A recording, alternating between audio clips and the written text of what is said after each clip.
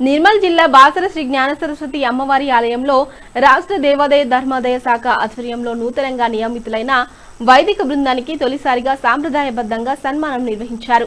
బాసర మాజీ ఎంపీపీ ఓని నరసింహారావు ఆధ్వర్యంలో జరిగిన ఈ కార్యక్రమంలో బాసర ప్రజలు వైదిక బృందానికి పాదాభిషేకం చేసి శాలువాతో ఘనంగా సత్కరించారు.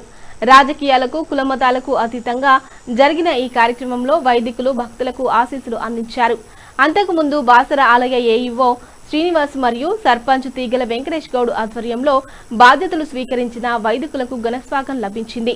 వైదికులు మాట్లాడుతూ బాసర క్షేత్రం విద్యకు జ్ఞానానికి నిలయమని, వేద పఠనం పూజా విధానాలపై భక్తులకు అవగాహన కల్పిస్తాం, ఆలయ సంప్రదాయాలను పరిరక్షిస్తూ అందరికీ సమాన సేవలు అందిస్తామని పేర్కొన్నారు. అక్షరాభ్యాసానికి వచ్చే విద్యార్థులకు ప్రత్యేక మార్గదర్శనం అందిస్తామని, క్షేత్ర ప్రాముఖ్యతను యువతకు చేరవేస్తామని తెలిపారు.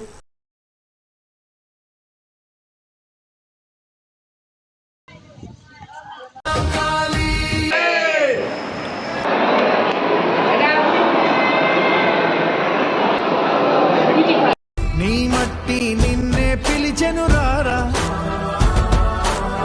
ధాత్రి నీ జనహిత్రే కాదా, నీ వై గగనమనే నమనే విజయ్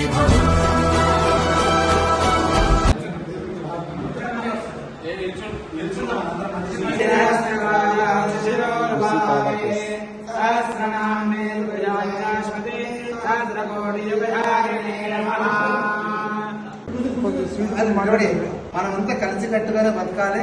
మన గ్రామాన్ని మనం రక్షించుకోవాలి. అంటే ఎవరు రక్షిస్తారంటే మన గ్రామదేవత అమ్మవారి. ఎక్కడికి కూడా మనం ఆషాఢ మాసంలో పెద్ద బోనాలు లేదని ఎక్కడికో వెళ్ళి దేవుడికి దండం పెట్టుకొని వస్తాం. అన్ని బోనాలకు అధిపతి ముగ్గురు అమ్మలు ఎండే ఉన్నారు. లక్ష్మి ఉన్నది, కాళీ ఉన్నది, సరస్వతి ఉన్నది. కాబట్టి ముగ్గురు అమ్మలను కాపాడుకోవాలంటే మనమంతా అర్చకులు, మన గ్రామ పెద్దలు మనమంతా కలిసి ఉంటేనైతే ఇప్పటిదాకా జరిగింది గతం అన్న. ఇకపై ఏదున్నా మాకు మీకు తెలియజేయండి.